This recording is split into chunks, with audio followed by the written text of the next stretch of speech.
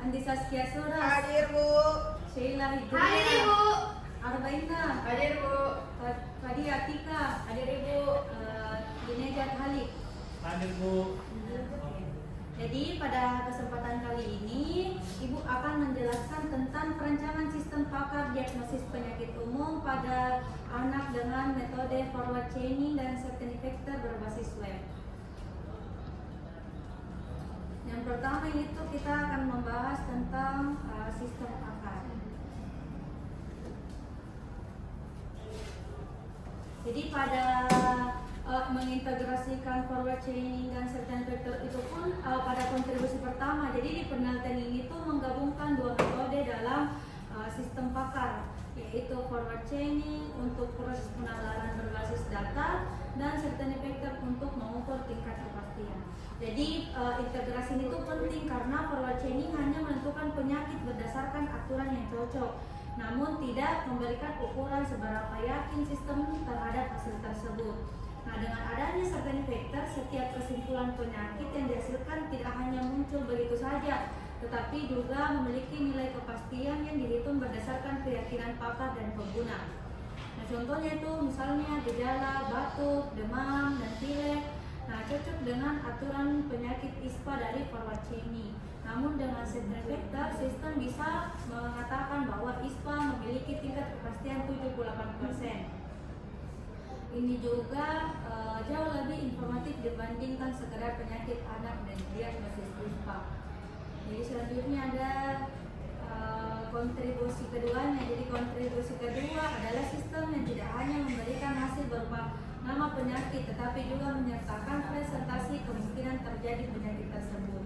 Nah, hal ini sangat penting dalam konteks diagnosis kesehatan karena gejala anak sering tidak hanya konsisten atau sulit dijelaskan, sehingga dokter jarang memberikan kepastian 100%. Nah, dengan menambahkan informasi berupa persentase, pengguna bisa memahami bahwa hasil diagnosis bersifat probabilistik atau bukan mutlak. Nah, presentasi tersebut membantu orang tua untuk menentukan langkah tujuan. Apakah gejalanya cukup ringan untuk di rumah atau perlu berkonsultasi ke fasilitas.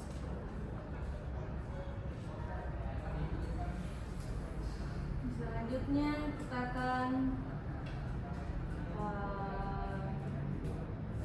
menjelaskan tahapan System Development Life Cycle atau SDLC.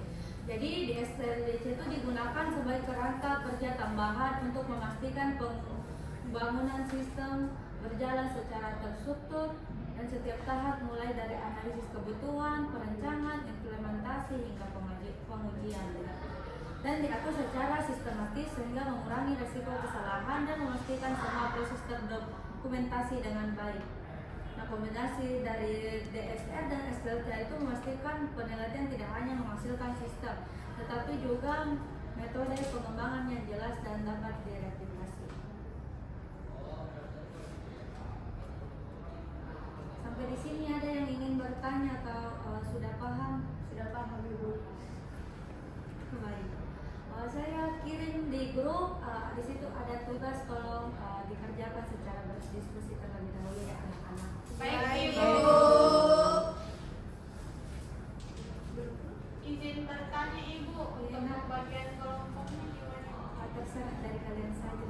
Minimal berapa orang Ibu? 2 orang. Tolong izin bertanya Bu.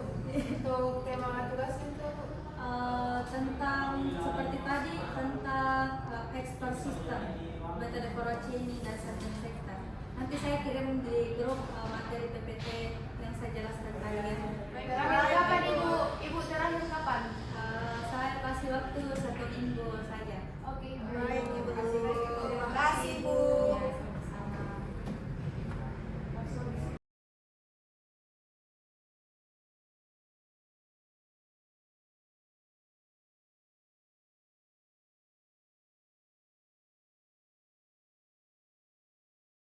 Itulah pembelajaran singkat kali ini karena Ibu punya jam lagi di kelas sebelah.